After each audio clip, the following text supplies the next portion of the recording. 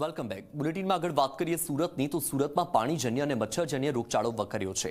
સુરતની નવી સિવિલથી સામે આવ્યા છે ચોંકાવનારા દ્રશ્યો. સિવિલ હોસ્પિટલમાં બેડની અછત સર્જાઈ. દર્દીઓને જમીન પર સુવડાવીને સારવાર અપાઈ. બેડ ન હોવાથી દર્દીઓને ભારે હાલાકી પડી છે. સુરતમાં રોગચાળો સતત વકરી રહ્યો છે. સુરતની નવી સિવિલ હોસ્પિટલથી જે દ્રશ્યો સામે આવ્યા તે ખૂબ જ ચોંકાવનારા દ્રશ્યો છે, કારણ કે સુરતમાં પાણીજન્ય અને મચ્છરજન્ય રોગચાળો સતત વકરી રહ્યો છે. દર્દીની સંખ્યા એટલી વધી ગઈ છે કે જમીન પર સુવડાવીને સારવાર આપવામાં આવી રહી છે. આ દ્રશ્યોમાં તમે જુઓ કે દર્દીને નીચે સુવડાવવામાં આવ્યા છે અને તેમની સારવાર ચાલી રહી છે.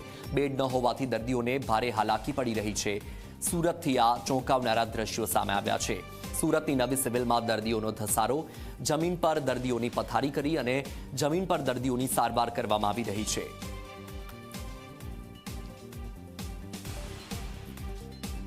સુરત નવી સિવિલ હોસ્પિટલમાં દર્દીઓની હાલાકી જોવા મળી રહી છે. સીધા દ્રશ્ય જોઈ શકાય છે કે નવી સિવિલ હોસ્પિટલની આવેલા કિડની બિલ્ડિંગ છે અને કિડની બિલ્ડિંગના 8મા માળે આ ટીબી વોર્ડ આવેલો છે. હાર મોટા પ્રમાણમાં દર્દીઓને નીચે સોડાવવાની નોબત પડી છે. એનું કારણ છે કે બેડની અસુવિધા જોવા મળી રહી છે. દક્ષિણ ગુજરાતની સૌથી મોટી ગણાતી નવી સિવિલ હોસ્પિટલની હાલ આ રીતના સ્થિતિ જોવા મળી રહી છે.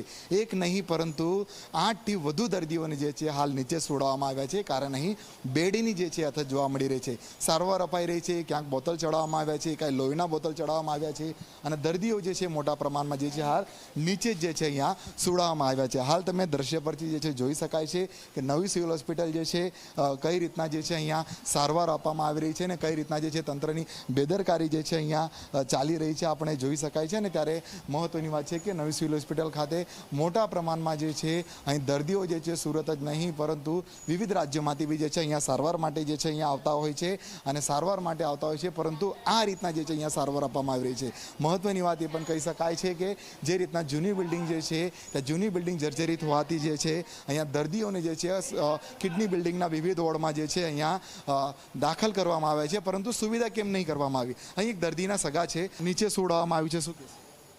એમાં તો સાહેબ બેડ નહીં તો શું કરે છે?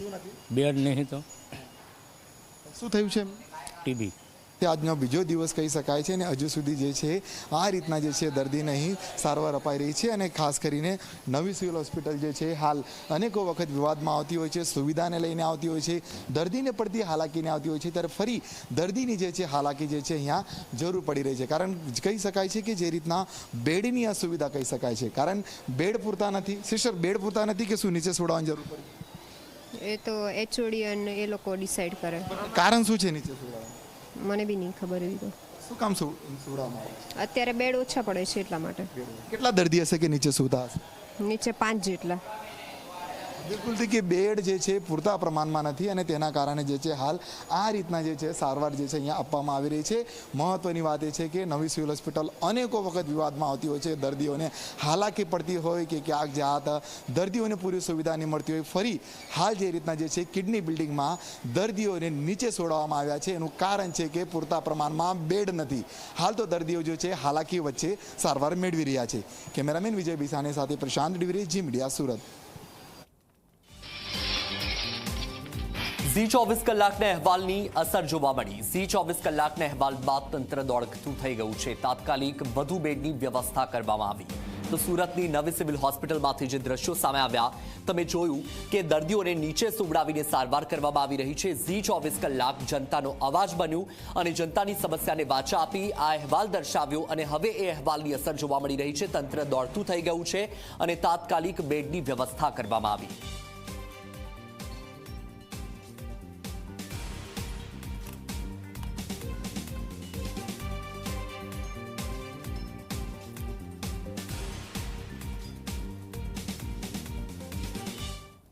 તો સુરતમાં જે રીતની પરિસ્થિતિ થઈ છે નવી સિવિલ હોસ્પિટલમાં, દર્દીઓ માટે બેડ નથી, દર્દીઓને નીચે સુવડાવીને તેમની સારવાર કરવામાં આવી રહી છે.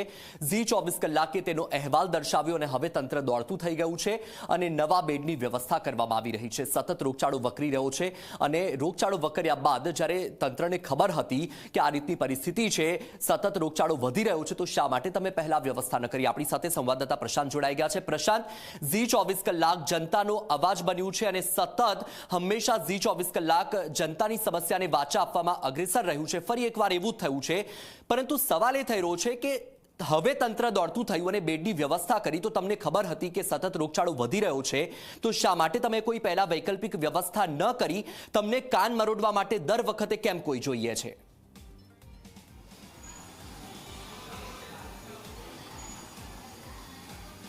જી વત્સલ, બિલકુલથી કે નવી સિવિલ હોસ્પિટલની જે કિડની બિલ્ડિંગ છે, કિડની બિલ્ડિંગના જે 8મા માળે જે ટીબીનો વોર્ડ છે ત્યાં અસુવિધા જોવા મળી હતી અને G24 કલાકના અહેવાલ બાદ તંત્ર જે છે આ રીતના દોડતું થયું છે. સીધા હું તમને દ્રશ્ય બતાવીશ કે હાલ જે રીતના બેડ પર જે છે દર્દીઓને જે છે બેડ પર નહીં પરંતુ જમીન પર સુવડાવવામાં આવ્યા હતા. હાલ એક એક કરીને જે છે દર્દીઓને જે છે હાલ નીચેથી જે છે ઉઠાવવામાં આવી રહ્યા છે અને વ્યવસ્થા કરવામાં આવી છે અને બેડની વ્યવસ્થા કરવામાં આવી છે. થોડા સમય પહેલાં જે રીતના G24 કલાકે અહેવાલ પ્રસારિત કર્યો, અહેવાલ પ્રસારિત કર્યા બાદ તંત્ર દોડતું આવ્યું છે અને એક એક કરીને તમામ દર્દીઓને હવે સુવિધા પૂરી પાડવામાં આવી રહી છે. હાલ જોઈ શકાય છે આપણને એક દર્દી છે, દર્દીને જે છે સરવણ લઈ જઈ રહ્યા છે અને હાલ આ રીતના બેડની વ્યવસ્થા કરી આપી છે. જોઈ શકાય છે કારણ આ દર્દી જે છે હવે થોડા સમય પહેલા, થોડા મિનિટો પહેલા કહી શકાય છે કે નીચે એને સોડાવવામાં આવ્યો હતો અને નીચે સોડાવવા બાદ G24 કલાકના અહેવાલ બાદ તંત્ર અહીંયા આવે છે. આ રીતના બેડ તૈયાર કરવામાં આવે છે. એક નહીં પરંતુ હવે તમામ દર્દીઓને જે છે અલગ અલગ રીતે આ રીતના બેડ જે છે અહીંયા પૂરા પાડવામાં આવી રહ્યા છે. મહત્વની વાત છે કે નવી સિવિલ હોસ્પિટલ જે રીતના દક્ષિણ ગુજરાતની સૌથી મોટી હોસ્પિટલ છે,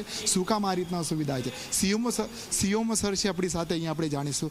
સર, થોડા સમય પહેલા દર્દીઓ જે છે નીચે સુવડાવવામાં આવ્યા હતા, હવે બેડની સુવિધા કરી અપાઈ? હા, બેડની સુવિધા અત્યારે ચાલુ છે કાર્યવાહી અને પેશન્ટોને બેડ ઉપર શિફ્ટ કરવાનું પણ ચાલુ છે. કેટલા દર્દી હતા અને શું કામ જરૂર પડી હતી નીચે સુવડાવવાની? દર્દીઓમાં એવું છે, આ ટીબી વોર્ડનો એક્સરે ચેન્જીસવાળા દર્દીઓને રાખવાવાળાનો વોર્ડ છે. ત્યાં ટોટલ બેડની સંખ્યા 38 છે. તેમાંથી 20 પુરુષો માટેના અને 18 બેડ સ્ત્રીઓ માટેના છે. પુરુષોની સંખ્યા વધારે દર્દીઓ દાખલ છે, 27 પુરુષ દાખલ છે. એટલે 20 બેડ પુરુષના અને નીચે 7 બેડ એટલા માટે નીચે નાખવા પડ્યા હતા કે મેલ ફિમેલ બે જોઈન્ટ ન રહી શકે એટલા માટે. અને અત્યારે એની વ્યવસ્થા કરી અલગથી અને બેડ સોંપવામાં આવી રહ્યા છે. પહેલેથી કઈ વ્યવસ્થા કરી શકાય આ રીતના સ્થિતિ હતી ખરી? પહેલેથી વ્યવસ્થા કરી શકાય એવી સ્થિતિ વિશે તો કહી શકાય નહીં. હાલ તમામ દર્દીઓને સર વ્યવસ્થા કરી આપવામાં આવી રહી છે. બિલકુલથી આ હતા સીઓમો ભરત સોલંકી જેઓ જણાવી રહ્યા છે કે હાલ તમામ દર્દીઓનો જે છે સુવિધા જે છે પૂરી પાડવામાં આવી છે. પરંતુ પ્રશ્ન ફરી એ જ ઊભો થાય છે કે જે રીતના જે છે તંત્ર ત્યારે જ જાગે છે જ્યારે G24 કલાક આ રીતના અહેવાલ પ્રસારિત કરતો હોય છે. કારણ અનેકો વખત જે છે G24 કલાકે અહેવાલ પ્રસારિત કરીને સિવિલ તંત્રનું જે છે ધ્યાન દોર્યું છે કે પછી તેમને નિંદ્રામાંથી જગાવ્યું છે. ફરી જે છે નવી સિવિલ હોસ્પિટલમાં પ્રજાના લક્ષી જે છે કામ જે છે G24 કલાકની ટીમ અહીં કરી બતાવ્યું છે અને જે 9 જેટલા દર્દીઓને નીચે સુવડાવવામાં આવ્યા હતા, હવે તમામને બેડની સુવિધા સિવિલ તંત્ર દ્વારા કરી દેવામાં આવી છે. જી બિલકુલ પ્રશાંત, માહિતી